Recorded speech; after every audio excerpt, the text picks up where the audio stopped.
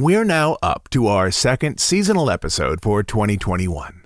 And I realize that this year is not turning out the way that many of us had hoped, with the Omicron variant leading to a heightened level of concern about COVID and various restrictions still in place across the country. But on our podcast, at least for the month of December, we're going to put aside those concerns.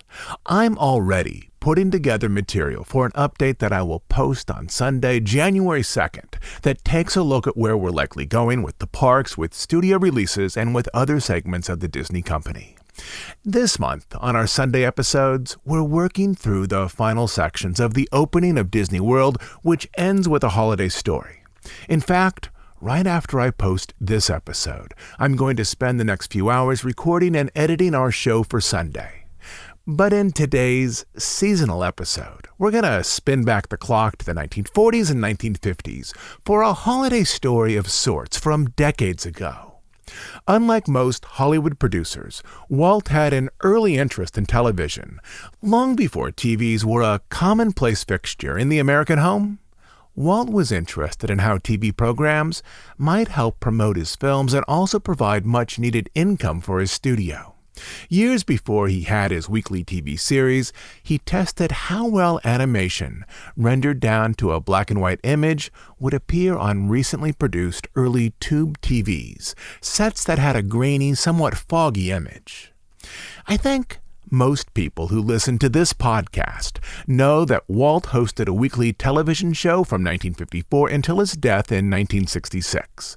Initially, the show was broadcast on Wednesday nights, but soon shifted over to Sunday nights, where it was a family viewing staple for decades. The only other producer-director to see potential in TV in a similar way was Alfred Hitchcock, who introduced his show, Alfred Hitchcock Presents, from 1955 to 1965. For both Walt and Hitch, these TV appearances cemented their images in the collective consciousness of the world, far more so than the image of better celebrated directors from the 1950s, such as Billy Wilder and Elia Kazan. For decades, starting in the mid-1950s, TV was a centerpiece of Disney's identity. Then, in the 1980s, with Epcot, Tokyo Disneyland, and the Disney MGM Studios, the parks gained prominence as a centerpiece of Disney's identity, and then, in the 1990s, with Beauty and the Beast, Lion King, and Aladdin, it was more centered on film. In the last few years, with shows like The Mandalorian and WandaVision, the center of Disney's media empire has shifted to Disney+, basically back to TV, more or less where it was during Walt's final decade. On our podcast today, we're going to look at an unusual Christmas story, how Disney first entered TV with a single show, long before he had a weekly series, long before Disneyland, back when only 20% of American households even owned a TV. Even then, Walt had a strong sense about where the world was going.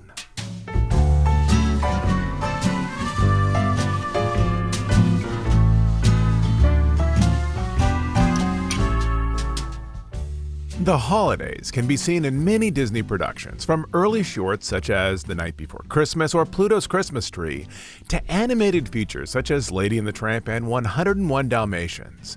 Theme park attractions even include the holidays, such as the final stage in the Carousel of Progress. But Christmas Day, 1950, marks an important milestone for the studio. It was the moment that Walt Disney in earnest entered the television market, a decision that would later transform his life. 9 years earlier, in 1941, Walt Disney was looking at the possibilities of television as a means to expand his audience. In the Journal of the Society of Motion Picture Engineers, Bill Garrity, the studio's lead engineer, explained that Disney's animation is, quote, particularly adaptable to television, and I understand that it is already possible to televise in color. A few years later, in the mid-1940s, long before TV graced the majority of American homes, Walt considered establishing his own television station in Los Angeles. Specifically, he wanted to construct, quote, a broadcast studio on the site of the 55-acre Disney studio in Burbank and build a transmission station atop Mount Lowe. which was about 15 miles east of Burbank.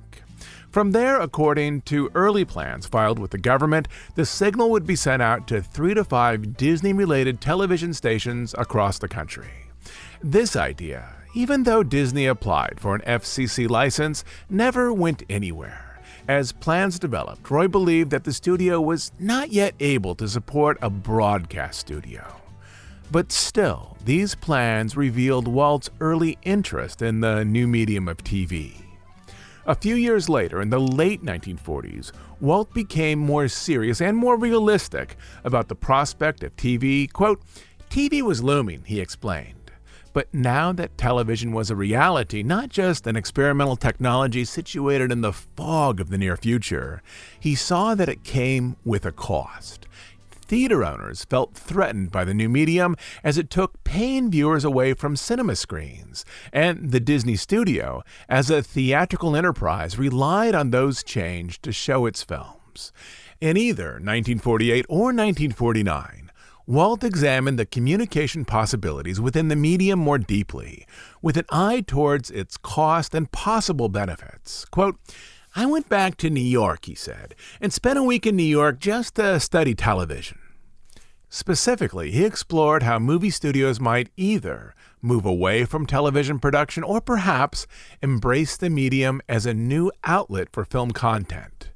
At the end of his visit, he concluded that the American public would likely move toward TV and that movie studios should find some way to embrace the opportunity, even though theater chains were threatening to boycott any movie studio who produced shows for TV.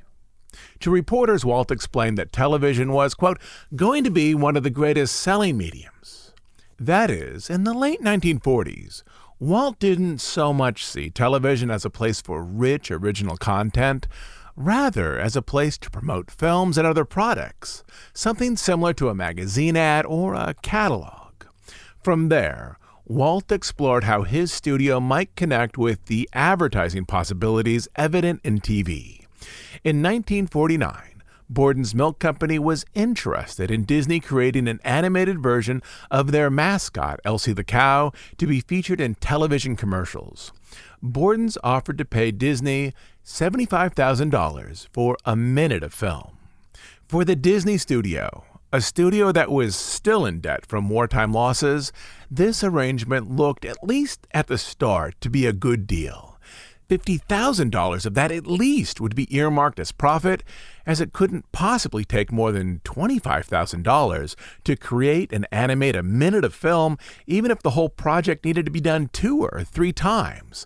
To put this in perspective, in the late 1940s, $75,000 was roughly the cost to produce a full 7-minute cartoon featuring Donald Duck or Mickey Mouse. With a deal loosely in place, Walt began to focus on the unique issue of creating animation designed for the viewing constraints of television, something that had not yet been done to his satisfaction. Specifically, Walt wondered how a small screen, with very limited resolution and contrast, could best present nuanced animation set against rich backgrounds. To solve these problems, Walt asked that UB Iwerks, somewhat of a technical wizard, develop a color palette of grays that would play well on television. He also wanted Iwerks to explore various film stocks to identify the one that would minimize the graininess of a filmed image presented on TV. One last thing. Walt needed to protect the studio from a possible backlash from theater owners, even though he was only planning to create a commercial. For this reason, he insisted that the studio's name be left off the finished product. In the end, the deal never went forward, largely because Borden and Disney disagreed as to who would control the animated character of Elsie once the commercial or commercials finished airing on TV. But this discussion brought Walt and Roy into a meaningful exploration of how animation, from a technical perspective, might be presented on the small screen.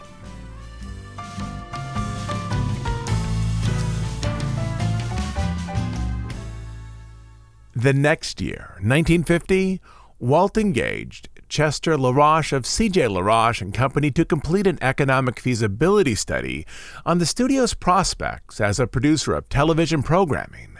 The study explored cost, financial benefits, and the possible negative effects on the studio's reputation. The studio confirmed that TV could help expand Disney's audience, though it also advised that Disney produce its content on film to ensure image quality and protect its reputation, as opposed to developing live broadcasts or using an inexpensive kinescope process that essentially converted a video image to film. Also, LaRoche pointed out that the studio should enter the medium slowly. Starting that summer, Walt let it be known that he was open to creating one-time specials for TV. He received offers from General Electric, RCA, and others. But the best offer, at least in the eyes of Walt and Roy, came from Paul Lewis of the D'Arcy Agency. Lewis wanted to arrange a Disney-centered special that would be sponsored by his client, Coca-Cola, to be broadcast during the Christmas season. Shortly after receiving the offer, Walt asked the advice of Bill Walsh, who was then working as a press agent for the studio, as to the prospects of TV. Later that week, after considering the issue, Walsh delivered a memo advising Walt not to pursue TV. Quote, "The next day I saw Walt in the hall," Walsh explained, "and he said, 'You're the producer of the Christmas show.'" Walsh, somewhat surprised that Walt hadn't taken his advice, complained that he had no experience in TV. To this, Walt looked at him, his face lined with contemplation. "Who does?" he said. Understanding that he'd make a poor objection, television was in its infancy after all, Walsh relented and said, "Okay." Though Walt himself had been featured on radio segments and some film clips, he was reluctant to host a full hour-long TV show by himself. He would later explain that he was concerned about his pronunciation of words with his Midwest accent and his lack of training as an actor. But Walsh, who recently had been suckered into producing this show, told him, "You've got to do it because you're the personality here at the studio." Paul Lewis of the D'Arcy Agency saw the problem and offered a compromise. He suggested that through his agency, he might arrange for superstar comedian and ventriloquist Edgar Bergen, well known to the American public through radio and film, to co-host the hour-long episode with Walt. Bergen was already hosting a Thanksgiving show for Coke, so Lewis thought he could sign Bergen up to co-host a Disney Coke show for Christmas as well. Initially, the show was arranged to be aired on CBS, but Coca-Cola wanted a larger audience, particularly as the show would cost at least $100,000. The agency arranged for the show to be shifted to NBC, which, quote, guaranteed a total of 62 stations if they liked the show enough. With this, all of the contractual elements were in place for the first Disney holiday show.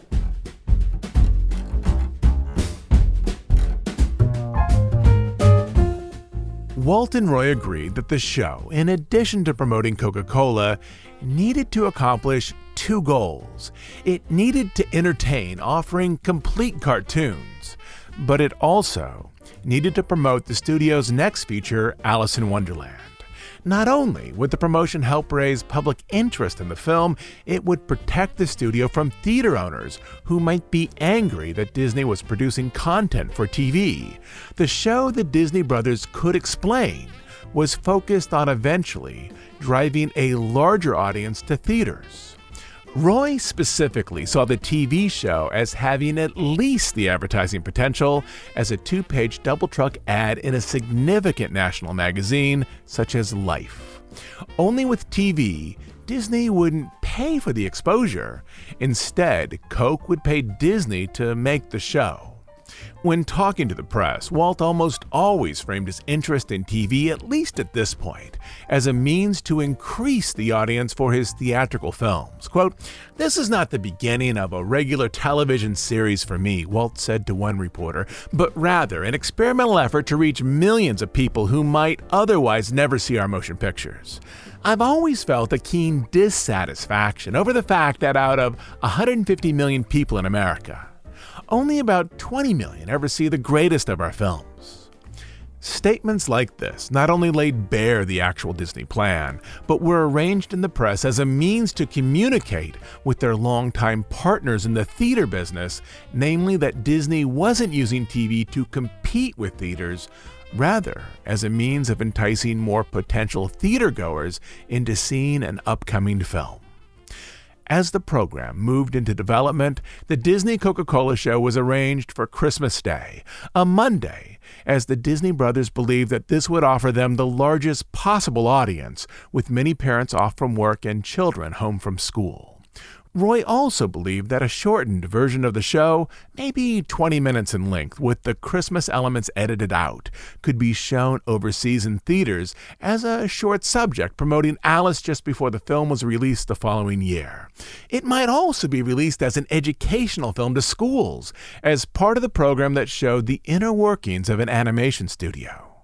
Bill Walsh, in the final script, solidified a show concept that incorporated lengthy sections of live action set against shorter sections of animation. The live action, captured on film, would be edited and scored like a theatrical release. These sections would show Edgar Bergen at home, then at the studio, where he would attend a party hosted by Walt Disney and Catherine Beaumont, the young actress who provided the voice of Alice in Alice in Wonderland. The animated sections would include Disney cartoons from the vault, particularly The Night Before Christmas, as well as the Mad Tea Party sequence from the soon-to-be-released Alice in Wonderland. As such, Walt was again concerned how animation, created in Technicolor for the big screen, would appear on small black and white sets. To gauge transmission quality, Walt asked Ub Iwerks to print a short section from The Night Before Christmas negative onto black and white stock and test it at the local NBC station. Iwerks also tested a Technicolor section of Cinderella. He concluded that the black and white stock produced a clearer image on a black and white television set with strong delineation of grays, but the color print produced a muddy image with poor delineation among shades of gray. All films, he concluded, needed to be printed on black and white stock to create the best possible image for TV. The show, filmed at the end of 1950 and broadcast on Christmas Day, presented Edgar Bergen coming to the Disney studio, where he met Walt, Walt's two daughters, and Catherine Beaumont, who was dressed like Alice in Alice in Wonderland. There was a Christmas party complete with a tree, gifts, and various holiday decorations. Bergen was the star of the show, along with his famous ventriloquist puppets, and once at the studio, Walt became his wingman. In essence, Walt worked as an actor playing a studio head engaged in dramatic situations. He talked to Bergen, to Catherine Beaumont, and commanded the figure in the magic mirror to do his bidding. The show was edited and finalized with sections of animation added, a piece of entertainment that mixed images intended for theaters with new images created for home screens, which at the time was a novelty. On Christmas afternoon, the show pulled in the lion's share of the TV audience, with families across the country watching the first Disney television effort after a big holiday meal. One analytics firm estimated that during this period, when only 25% of American households owned a TV, the Disney Christmas show, 1 Hour in Wonderland, was screened on 4.4 of the 10 million available sets. Overall, it was estimated that of those sets that were turned on during the 4 p.m. period, 92.6% of them were tuned into Disney's 1 Hour in Wonderland, with an estimated 5 people in each household watching each set. In other words, for the entire country during the 4 p.m. hour, 1 out of 8 Americans were watching the Disney show. In the days that followed, reviewers pointed out that the Disney show, as it was produced on film as opposed to live video, held higher production standards and better narrative movement.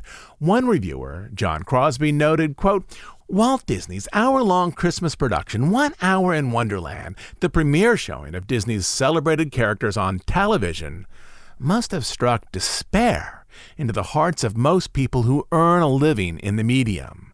There is nothing in television remotely comparable to Mickey Mouse, Donald Duck, Dopey, Goofy, Pluto, and the rest of them. And there isn't likely to be ever. The Hollywood Reporter said, quote, if Walt Disney's 1 Hour in Wonderland can be taken as a sample of what TV entertainment will be like when the making of such pictures is taken over by major producers, you can lay your chips on TV as a medium to keep the folks at home. Though there may have been some grumbling among theater owners about Disney animation being presented on TV, Box Office Magazine the following month reminded theater owners of TV's advertising potential. Quote, when Coca-Cola sponsored 1 Hour in Wonderland over NBC television Christmas Day, the film industry got just about the most extensive single piece of promotion in motion picture history. In one swoop, television exposed more people to Walt Disney's forthcoming Alice in Wonderland than the total number of patrons who paid to see Cinderella in all its key runs and subsequent playdates. Trendex Incorporated, a research organization which checks TV audiences, reported that a minimum of 22 million persons saw the Christmas Day program. Cinderella played to an estimated 20 million patrons.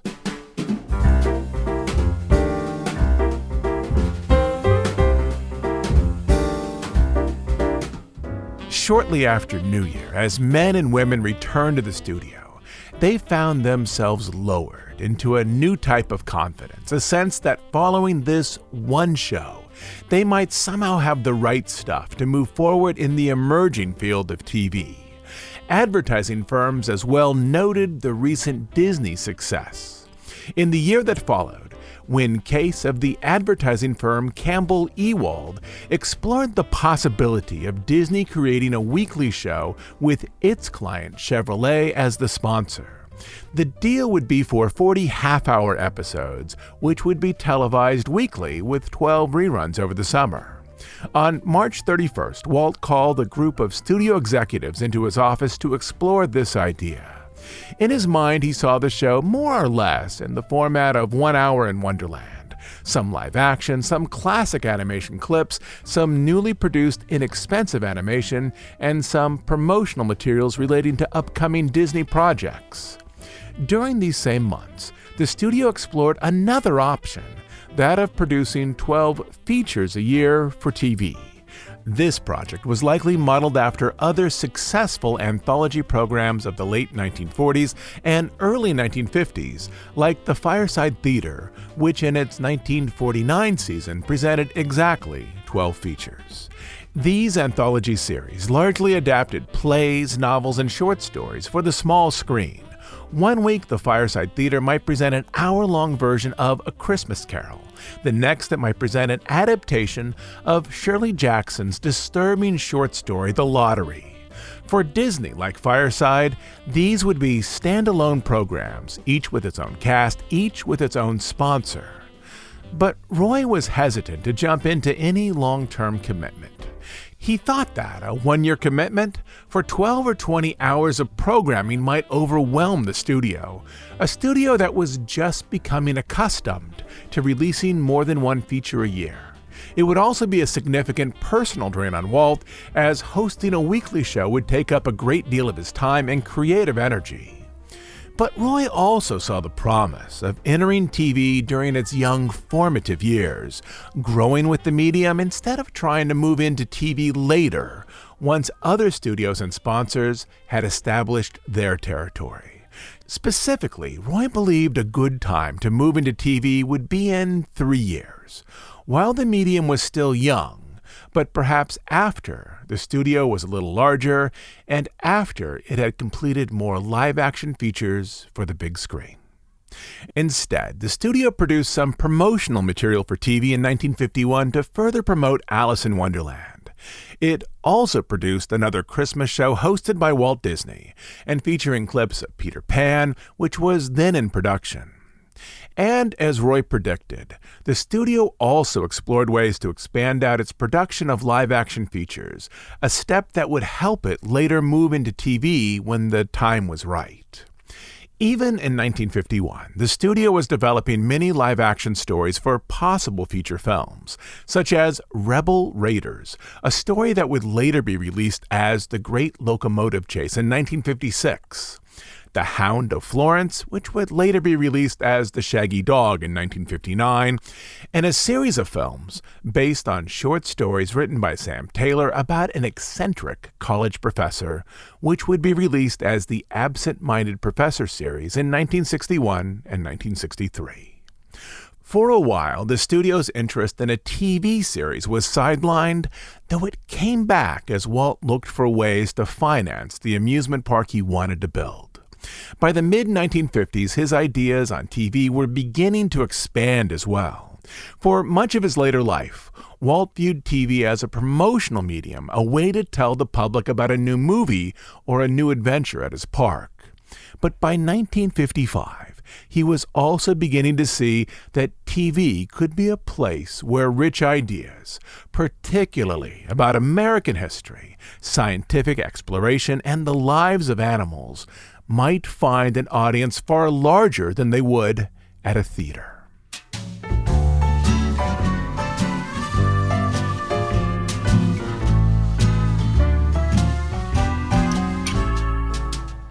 But that first Christmas show, along with its seasonal follow-up in 1951, changed Walt's personal life in other important ways. A couple of years after 1 Hour in Wonderland, Walt began to view his on-screen performance through critical eyes. He knew that he hadn't fully connected with the audience by acting out life at the studio in dramatic scenes. For viewers, the first show offered a window into a party where Edgar Bergen and Walt Disney chatted about the studio's upcoming film.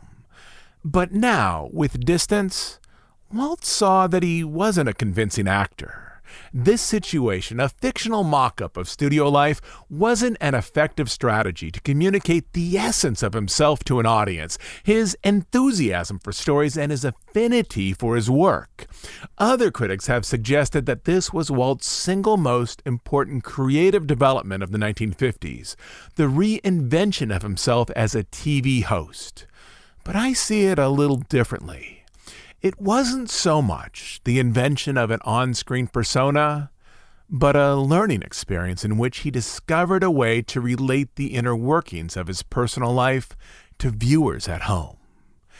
As his interest in TV developed, he began to see it as an intimate medium, one where his greatest strength wasn't that of an actor, but as a confidant speaking directly and enthusiastically to viewers at home. Quote, "I was talking with some friends in the advertising business about the show," Walt once explained. "They said, 'Look, Walt, you to them. Television is a very intimate thing.'" That shift from being part of the action to being in close connection with the home viewers would be a singular key to his later success on TV. In 1954, the exact year that Roy predicted as optimal for moving into TV, when Walt started his weekly series, for the most part, he didn't appear as a participant in an on-screen drama, but as a friend or perhaps as an uncle, coming by to tell viewers things that were happening in his life and at the studio. Art director Stan Joly created a set of Walt's office, which a crew mocked up on a soundstage. Technicians lit it and set the camera. For a while, Walt even had a professional stand-in who stood on his mark dressed in a suit nearly identical to the one Walt wore until the shot was ready. Then Walt came in, ready to deliver his lines.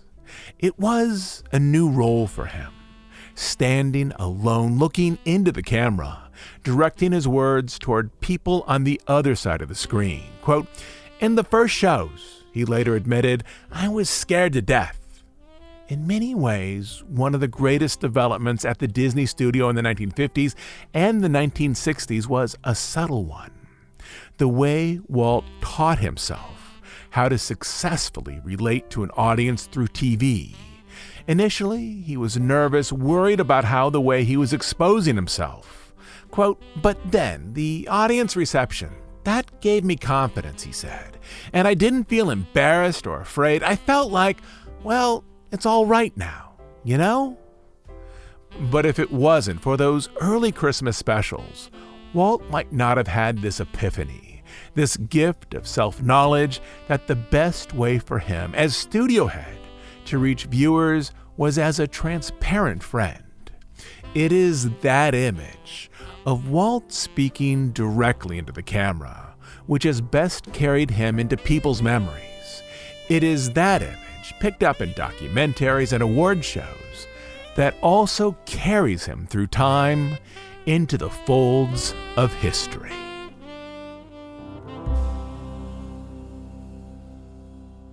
I'll be back in a few days, but let me leave you with this thought. On our podcast, we explore the history of Walt Disney and the Disney Studio. But through this, we're able to explore so much more. The Disney Studio is a cultural microcosm of the 20th and 21st century. In recent episodes, we've explored the Second World War, the Depression, the history of technology, aspects of art and musical composition, shifts in Western culture, and even game theory. One of the things that I like about the history of Walt Disney and the Disney Studio is that it becomes an avenue to explore topics both inside of films and the parks and developments beyond them as well. As you explore your interest in the history of the Disney Studio, in books, documentaries, and even podcasts, I hope you find a richness in these topics as well, something that brings a greater sense of the world to you in ideas and stories, both inside the realm of the Disney Company and beyond it. Until next time, this is Todd James Pierce.